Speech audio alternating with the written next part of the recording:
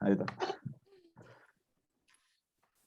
Arrancamos con Respi, ¿o no? Sí, creo que respira primero. Dale. No sé, me parece como más simple, así que Sí, arranquemos sí, rapidito sí. con esto, ya lo sacamos encima y le ponen toda la energía Excelente. a Renal, que es un poco más largo. Buenísimo. Así que bueno, hoy nos tocaría, como bien decía Juli, nos toca, en primer lugar, vamos a hablar un poco de aparato respiratorio, y luego Juli nos va a dar la clase que va a estar más desarrollada en el sentido de aparato renal más que nada, y vamos a ver las distintas estructuras del riñón.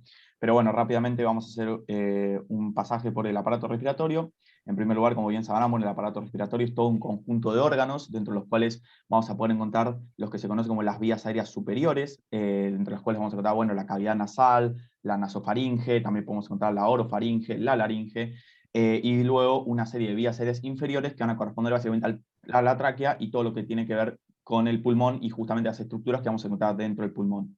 De esta manera también vamos a poder clasificar, justamente, van bien que siga llegando gente, vamos a poder clasificar entonces a los aparatos, al aparato respiratorio en una porción que se conoce como conductora, en la cual justamente, como bien lo dice su nombre, se va a encargar básicamente de conducir el aire justamente a través de todos los órganos, o sea, todas las vías aéreas superiores y parte de las vías aéreas inferiores únicamente asociados a los bronquios y aparte de los bronquiolos, de los cuales vamos a hablar un poquito más adelante, hasta los bronquiolos de tipo terminal, donde justamente, además de conducir el aire, lo que nosotros vamos a hacer es acondicionarlo. Cuando nosotros decimos que estamos acondicionando el aire, básicamente lo que vamos a estar haciendo es vamos a estar humectando al aire, lo vamos a estar calentando, porque claramente cuando nosotros inhalamos aire, todo lo que nosotros estamos inhalando del exterior es más frío de lo que nosotros estamos adentro.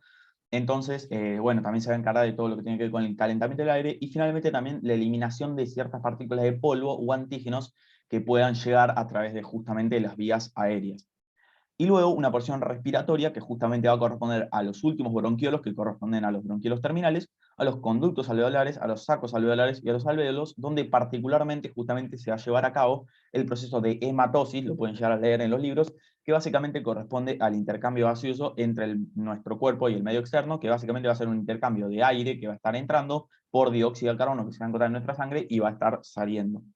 Sin embargo, además de todas estas funciones, nunca olviden que el sistema respiratorio también tiene otra serie de funciones que no están completamente desarrolladas con el tema de la conducción y la respiración, dentro de las cuales, bueno, como bien les mencionábamos, lo van a ver mejor en fisio, pero también se encarga de la regulación del equilibrio ácido-base por este intercambio gaseoso, y también participa en otras funciones, como puede ser la olfacción, porque claramente cuando nosotros inhalamos aire para olerlo, justamente es aire que estamos inhalando, y también los procesos de fonación, en los cuales básicamente va a corresponder a una corriente de aire para que nosotros podamos realizar justamente el habla.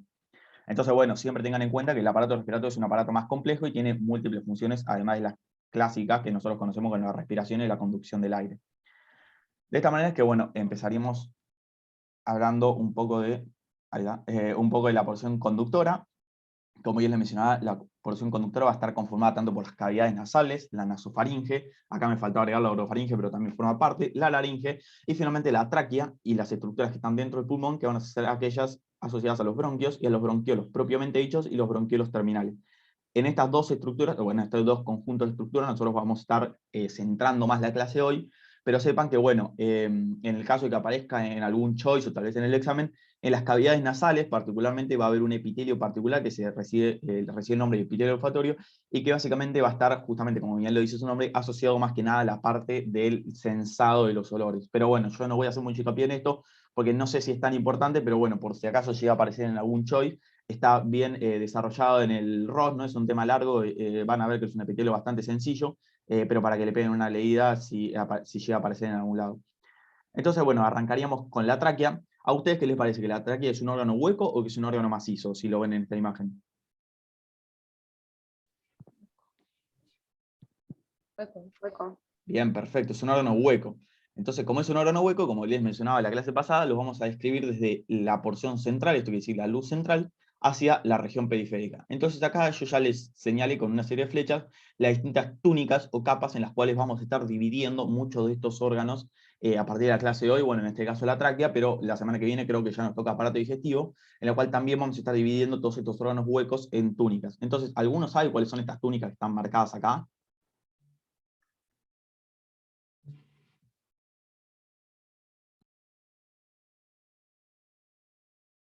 La mucosa. Perfecto. La submucosa, la cartílago muscular o muscular cartílago, no me acuerdo cómo se dice. Perfecto. Y la adventicia.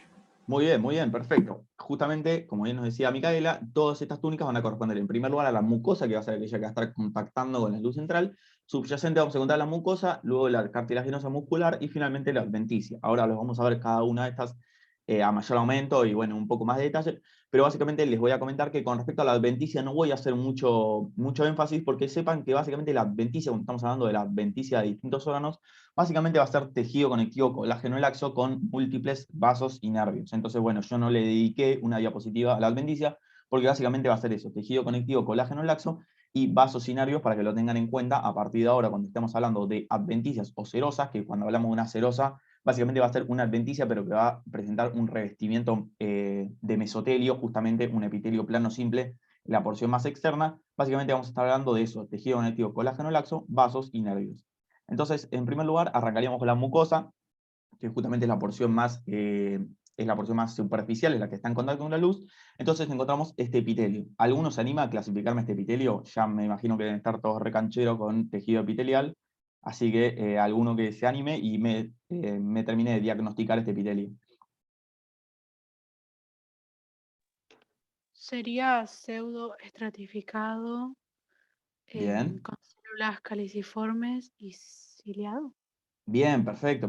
Esto es un epitelio de revestimiento cilíndrico, también le decimos, porque justamente las células que van a estar en contacto con la luz van a ser las células cilíndricas, pseudoestratificado, como a mí me habían dicho, porque justamente vamos a estar observando un epitelio en el cual, si bien podemos observar múltiples núcleos a distintas alturas, como pueden ver en esta imagen, todas las células, en este caso, van a estar en contacto justamente con la membrana basal, que correspondería a esta zona acá.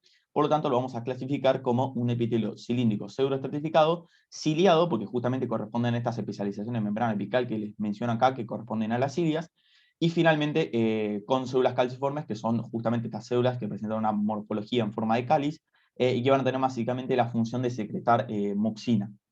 De esta manera, todo este epitelio, que justamente corresponde a este diagnóstico, va a recibir el nombre justamente en el aparato respiratorio de epitelio respiratorio, olfatorio me iba a salir, epitelio respiratorio, y justamente es un epitelio que vamos a estar viendo mucho a lo largo de los sucesivos órganos que vamos a estar viendo, además de la tráquea.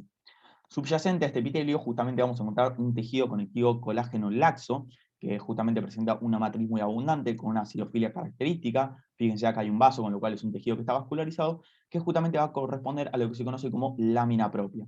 O también lo pueden llegar en algunos libros como corium. Básicamente cuando estamos hablando justamente de lámina propia o corium, vamos a estar hablando de todo conectivo colágeno laxo que se encuentre subyacente a un epitelio. Entonces la mucosa va a estar formada en primer lugar por el epitelio, y subyacente por la lámina propia o corium. Esto nuevamente para que lo tengan en cuenta para los órganos que vienen en las clases siguientes. Entonces la lámina propia, tejido conectivo colágeno laxo, y luego el epitelio, que en este caso es un epitelio respiratorio, que corresponde, como ya les menciono acá, un epitelio cilíndrico pseudoestratificado ciliado con células calciformes. Sin embargo, sepan que además de, bueno, justamente las células calciformes y las células ciliadas, que son las que nosotros a simple vista vamos a ver con la técnica histológica de rutina, hay otras células asociadas justamente a este epitelio respiratorio que van a tener distintas funciones, como pueden ser las células en cepillo, que van a tener más que nada una función de tipo sensorial. Acá se las marca justamente esta ilustración, este dibujito. Pero también vamos a encontrar células basales, que van a ser justamente las células madre de todo este epitelio, y finalmente las células de gránulos pequeños, también lo pueden encontrar como células SNED o células de Kulchinsky en algunos libros, que justamente van a ser células relacionadas con toda la función neurosecretora de este epitelio. Pero para que tengan en cuenta y que lo mismo, si llega a aparecer un choice, sepan que hay más de estas células, o sea, no encontramos únicamente las células calciformes y las células ciliadas, el epitelio respiratorio, sino que también vamos a encontrar, bueno, todas estas células, que son las células en cepillo, las células basales y las células de los gránulos pequeños. Adentrándonos un poco más en profundidad de, bueno, la tráquea, vamos a hablar este tejido que corresponde a la submucosa, esta túnica que corresponde justamente a la submucosa, dentro de la cual vamos a observar, en primer lugar, si bien, bueno, en esta imagen no se ve mucho, vamos a encontrar un tejido conectivo colágeno laxo. Sepan que la submucosa es tejido conectivo colágeno laxo, pero el cual puede considerarse como un poco más denso a comparación justamente de la lámina propia que correspondería a esta zona acá. Entonces sepan que es tejido conectivo colágeno laxo, que está un poco más empaquetado las fibras que la lámina propia, por lo tanto se ve un poco más acidófilo, o sea, la intensidad de la tinción va a ser un poco mayor, pero no llega a ser colágeno denso, para que lo tengan en cuenta. Y por otro lado vamos a encontrar, bueno, justamente todo este tejido epitelial de tipo granular, que algunos se animan a clasificarme estos adenómeros.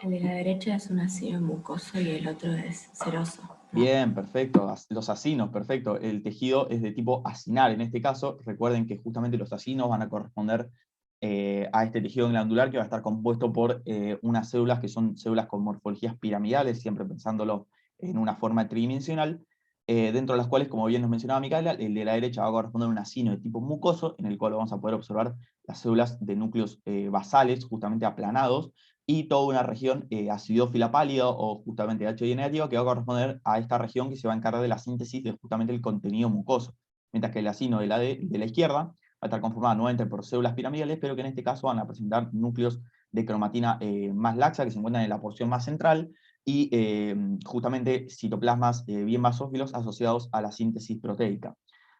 Particularmente, también vamos a poder encontrar en la submucosa, además de acinos mucosos y serosos, algún que otro acino mixto, que recuerden que es justamente este artificio de técnica en el cual vamos a poder observar un acino que presenta una semiluna serosa, se lo conoce, y la función que van a tener estos acinos, que justamente como bien observan en esta imagen, observen cómo desembocan justamente en la luz del órgano, a través de esta continuación con el epitelio, el conducto excretor se continúa con el epitelio respiratorio. Justamente al liberar todas estas sustancias a la luz de la tráquea, lo que van a generar, bueno, en el caso del acino mucoso, van a generar una capa de moco, por así decirlo, porque justamente eso es lo que van a producir, una capa de moco sobre el epitelio, que va a tener la función principalmente de tipo protectora, porque van a tener una función más que nada inmunitaria, justamente atrapando, por así decirlo, dentro de este moco a todos esos microorganismos o los antígenos que ingresen a través de las vías respiratorias. También van a humectar justamente el epitelio, y de esta manera, con la presencia de los cilios, de los cuales hablábamos antes en el epitelio respiratorio, estos cilios lo que van a hacer es barrer todo este moco constantemente hacia la porción de la faringe, y luego todo el moco va a ser, por así decirlo, deglutido, esto que decir, va a ser tragado, de manera más coloquial, va a ser tragado, y de esta manera luego, con todos estos antígenos, van a ser neutralizados justamente a nivel del estómago, que presenta una acidez característica, ¿no? Entonces, para que lo tengan en cuenta, justamente estos acinos van a tener la función principalmente de tipo inmunitaria, dado que van a generar esta capa de moco que va a permitir atrapar justamente todos los microorganismos o los antígenos o las partículas de polvo también que ingresen justamente a través de las vías respiratorias. Luego encontramos, bueno, la capa cartilaginosa muscular, que se describe bastante sola. Vamos a observar justamente una serie de, en el caso del humano, vamos a observar este cartílago hialino, que se encuentra dispuesto en forma de C, se lo conoce como en forma de herradura. Justamente vamos a observar que el mismo no termina de rodear de manera completa la tráquea, y esto le va a permitir a la tráquea tener cierta movilidad o flexibilidad, ¿no? Entonces, justamente va a haber procesos de inspiración e expiración, y para los procesos de la tos esto es muy necesario, justamente que la tráquea pueda expandirse. Y luego la capa muscular particularmente, o sea, la porción muscular, la vamos a encontrar justamente a nivel de la porción justamente de los extremos del cartílago en forma de C. Entonces, en los extremos vamos a encontrar justamente el tejido muscular principalmente. ¿Alguna pregunta con respecto a tráquea? Porque ya, si no, pasaríamos directamente al pulmón. Pero bueno, básicamente, como les mencionaba, no voy a hacer mención a la adventicia, porque es este tejido conectivo colágeno laxo con vasos cinarios y no hace falta. Yo no entendí la submucosa, ¿Sí? qué era lo que hacían los cilios que barren todo, no entendía. Los acinos.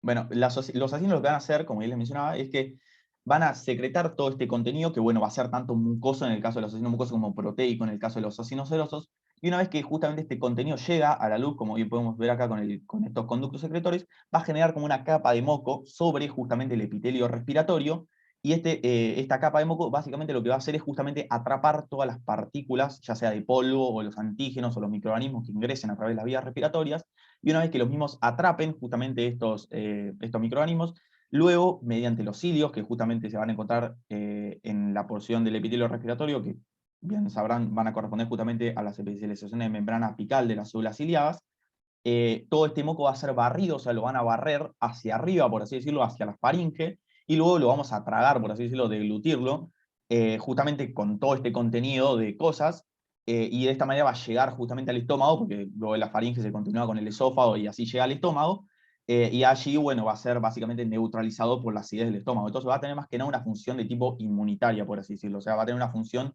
para impedir que todas estas sustancias lleguen justamente a los pulmones, pero después vamos a ver que igual en algunos casos sí pueden llegar a llegar, y por lo tanto hay algunas células que se van a encargar de una defensa inmunitaria a nivel del pulmón, principalmente. Gracias. No, nada. ¿Alguna otra pregunta? Si no, pasamos directamente a pulmón. Bueno, entonces continuamos directamente a pulmón. ¿Qué les parece a ustedes? Si les muestro esta foto, ¿qué les parece a ustedes? ¿Que es un órgano macizo o que es un órgano hueco el pulmón? Es una pregunta medio tramposa, me parece.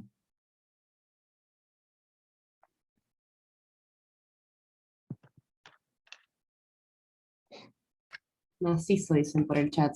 Bien, Alguno que abra el perfecto. micrófono y se la juegue. ¿Quién da más?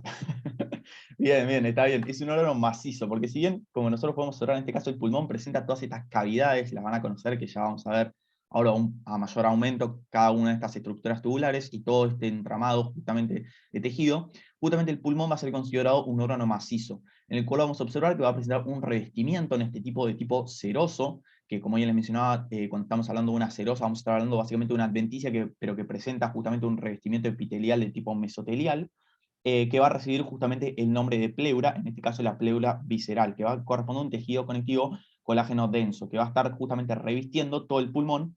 Particularmente esta es la hoja visceral, justamente visceral porque está asociada a la víscera, en este caso el pulmón, de la pleura. Entonces el pulmón va a ser un órgano macizo que va a estar justamente revestido por esta pleura visceral, dentro de la cual vamos a poder observar todo este entramado de estructuras y estructuras tubulares de gran tamaño que vamos a ver más adelante, que van a corresponder a las distintas ramificaciones que van a ir sufriendo la tráquea a medida que justamente se va introduciendo, por así decirlo, en el pulmón.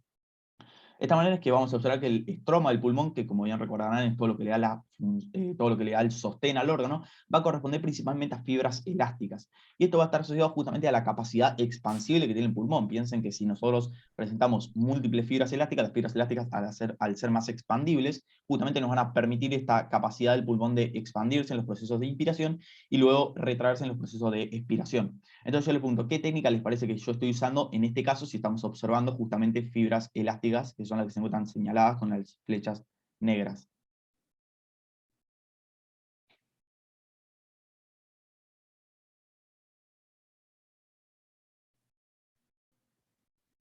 Tienen dos opciones y una es la correcta.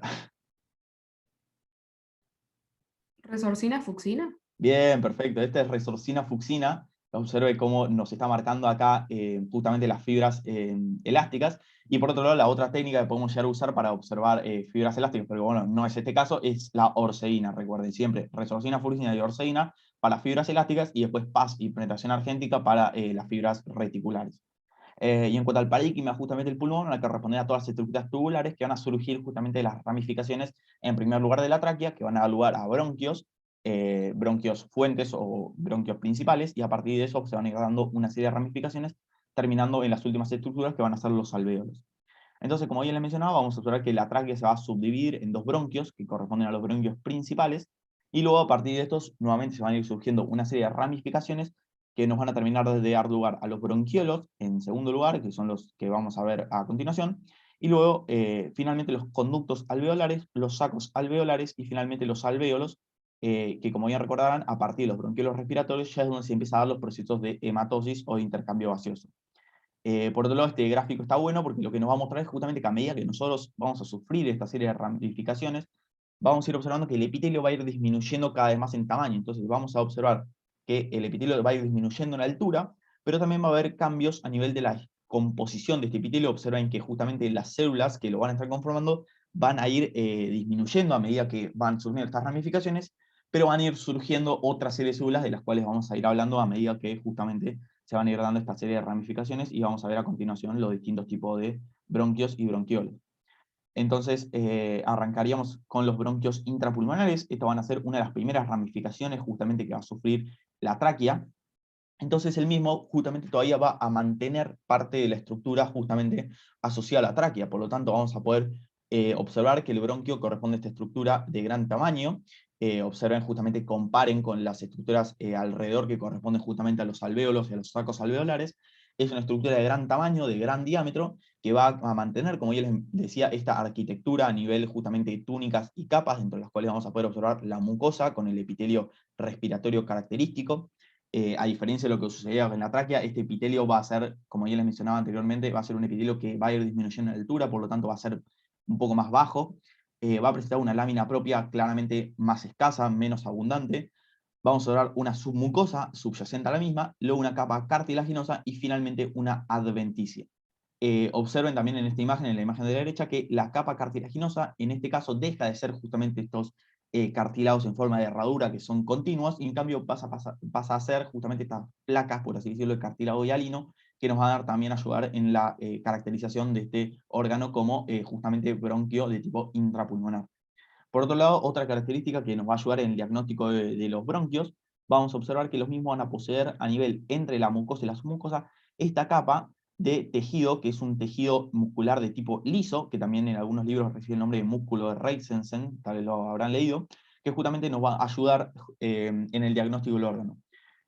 Básicamente la función que van a tener tanto los cartílagos como el músculo liso es de mantener justamente la luz de estos bronquios o la tráquea, en el caso de la tráquea, justamente abierta también, porque justamente en el caso de que los mismos no estuviesen, nuestras vías aéreas continuamente se estarían colapsando. Entonces lo que van a hacer estos tejidos es justamente mantener la luz del bronquio o de la tráquea siempre abierta, y esto es algo a tener en cuenta para cuando veamos las ramificaciones siguientes. Entonces, a modo de diagnosticar el bronquio, vamos a observar, como ya les mencionaba, que presenta en primer lugar la presencia de una estructura de gran tamaño. Observen el diámetro que tiene la luz del mismo. Igual esto es un corte más oblicuo porque correspondería básicamente a esto. Esto es justamente un corte que lo agarró medio como doblando, por así decirlo. Vamos a observar, bueno, esta estructura de gran tamaño que presenta justamente una organización en forma de túnicas, aún mantiene esta organización en forma de túnicas. Luego vamos a observar la capa de músculo liso, que es el músculo de Reisensen, que justamente se encuentra ubicado entre la mucosa y la submucosa. Justamente el cartílago en forma de placas. Y por último, al ser estructuras de gran tamaño, muchas de estas veces, cuando observamos un bronquiolo de tipo intrapulmonar, los mismos van a estar acompañados de vasos de gran calibre, como se puede observar en esta imagen, que justamente van a corresponder a ramificaciones de los vasos sanguíneos que ingresen a través del hilio pulmonar también. Luego entonces pasaríamos a los bronquiolos, que como ya les mencionaba, una vez que justamente estos bronquios intrapulmonares continúan sucesivas divisiones, van a dar lugar justamente a los bronquiolos, que van a ser estructuras que van a modificar su epitelio. Esto va a dejar de llamarse epitelio respiratorio, y en cambio va a pasar a llamarse epitelio bronquiolar, el cual va a ser un epitelio siempre simple. Recuerden, el epitelio bronquiolar es simple, que puede variar entre cilíndrico o cúbico alto, también se lo puede llegar a conocer en el caso de que estemos hablando de un bronquiolo propiamente dicho, o luego un epitelio bronquiolar de tipo cúbico, por así decirlo, simple cúbico o cúbico simple, que va a corresponder básicamente a los bronquiolos de tipo terminales. Por otro lado, una particularidad que va a presentar justamente los bronquiolos es que no van a presentar ni cartílago ni submucosa. Esto es muy importante, justamente pierden estas túnicas, con lo cual lo único que vamos a poder estar visualizando va a ser una capa mucosa, que va a ser justamente la que va a estar asociada al epitelio, ya sea cilíndrico o cúbico simple. Subyacente vamos a encontrar una delgada capa de lámina propia, o sea, algún resto de lámina propia que nos haya quedado. También vamos a encontrar músculo liso, y finalmente justamente la adventicia, que nuevamente va a estar cada vez más adelgazada porque con las sucesivas divisiones esto se va a ir disminuyendo. Las células que van a estar componiendo el epitelio bronquiolar van a ser, en primer lugar, nuevamente vamos a encontrar las células ciliadas, que son las que les estoy marcando con la flecha en este caso. Nuevamente van a corresponder básicamente a las células que van a barrer todo el contenido del pulmón. Y por otro lado, vamos a encontrar unas células que reciben bronquiolares secretoras, o células de la clara también, por eso la letra C, que básicamente van a ser unas células que van a presentar una morfología con una convexidad apical muy característica. Observen justamente en esta microfotografía electrónica justamente esta convexidad apical, cuya función va a ser la de secretar un agente tensioactivo. Cuando estamos hablando de un agente tensioactivo, va a ser básicamente una sustancia que va a impedir el colapso pulmonar, porque justamente cuando nosotros, como ya les mencionaba, en el caso de los bronquios intrapulmonares, la tráquea y algún que otro bronquiolo más de mayor tamaño, justamente la presencia del músculo liso y bueno, el cartílago en el caso de los bronquios y la tráquea va a mantener justamente la luz abierta. Pero a medida que nosotros vamos sufriendo estas sucesivas ramificaciones, y vamos disminuyendo, por lo tanto, la presencia de estas túnicas, es que justamente esto provocaría un colapso cada vez más fácil, por así decirlo, de las estructuras tanto bronquiolares como alveolares. Y por lo tanto es que vamos a encontrar justamente en estos casos la presencia de estas células de la clara, o que luego vamos a ver también el neumonocito tipo 2, que van a secretar agentes tensioactivos que van a impedir, por lo tanto, justamente el colapso de los pulmones, justamente las vías aéreas, durante los procesos de inspiración y expiración.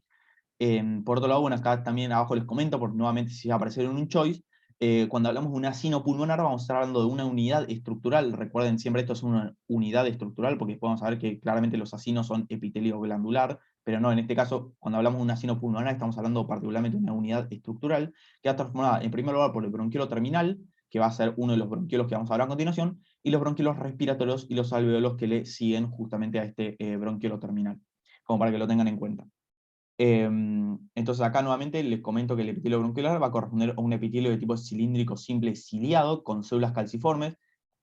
Claramente, si bien lo menciono, sepan que, como ya les mencionaba anteriormente, justamente tanto las células ciliadas como las células calciformes van a ir disminuyendo a medida que vamos a ir sufriendo estas sucesivas ramificaciones, con lo cual no es tan común observar justamente células calciformes o células ciliadas, pero bueno, sepan que están ahí, y justamente si agarramos justamente un proceso de transición entre un bronquiolo y un bronquio, o entre los distintos bronquiolos, vamos a observar estas células, aunque por lo general no es tan fácil de diagnosticar, justamente utilizando las células, siempre para diagnosticar justamente las estructuras del sistema respiratorio, usen como todos los parámetros que tengan a mano, ¿no? Claramente el tamaño del epitelio, o sea, el grosor del epitelio, la presencia o no de células de la clara, la presencia de las distintas túnicas, y no se basen únicamente en la presencia de las células ciliadas o las células calciformes.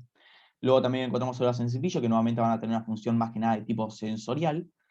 También vamos a encontrar células de gránulo pequeño, y finalmente las células justamente de la clara, de la cual les mencionaba antes, o células bronquiolares secretoras.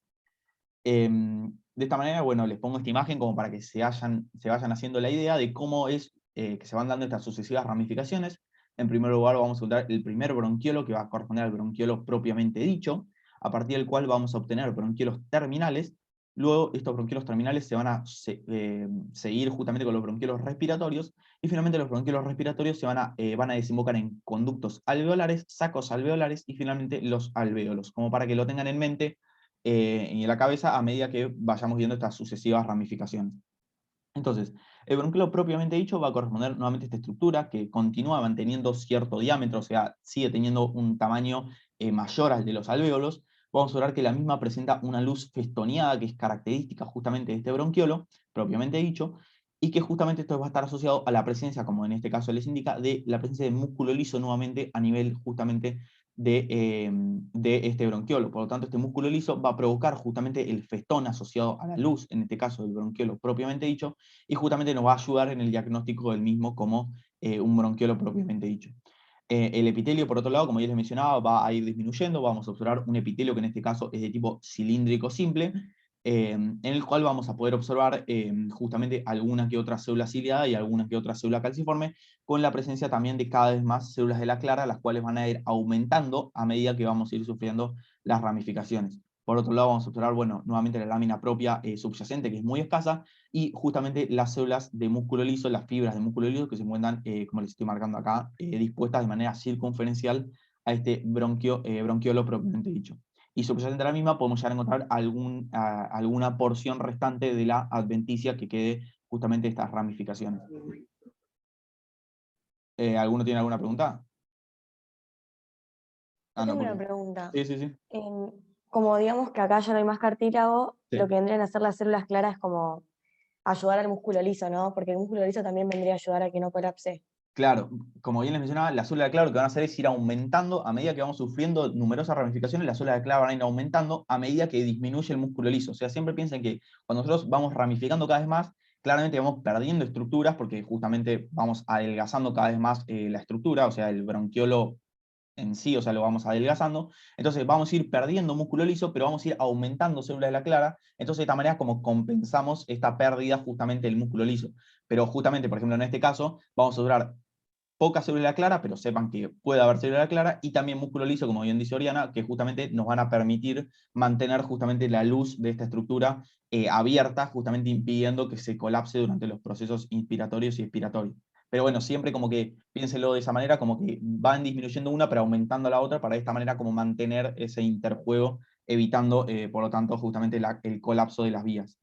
Pero no lo piensen, perdón, pero no lo piensen como un reemplazo de la acción del músculo liso, ¿sí? No es un reemplazo del músculo liso, no es que la célula de Clara va a contraer, no, ¿sí? La célula de Clara lo que va a hacer es secretar algo que tiene tensioactivo, entonces va a evitar que se peguen las paredes cuando se pasa el aire, las paredes tenderían a pegarse, ¿sí? Como si fuera, imagínense, 2 bolsas de nylon mojadas, ¿no? Tac, se pegan. Entonces, esto lo que permite es que eso no se quede pegado y se pueda abrir fácilmente, ¿sí? Ojo con eso, ¿eh? O sea, no reemplaza la acción de una a la otra, sino que como físicamente como que se van ayudando, ¿sí? Pero no es, digamos, la función nada que ver, ¿sí? Que quede claro eso, lo aclaro para que quede claro. Esto se está por cortar, así que si quieren lo cortamos ahora y piensan alguna otra duda y arrancamos de vuelta. ¿Te parece, Luca? Dale, buenísimo. Dale. Bueno, si tienen alguna duda, díganla ahora también. Aprovechemos el minuto 53. Nos queda un minuto, claro. Minuto 40.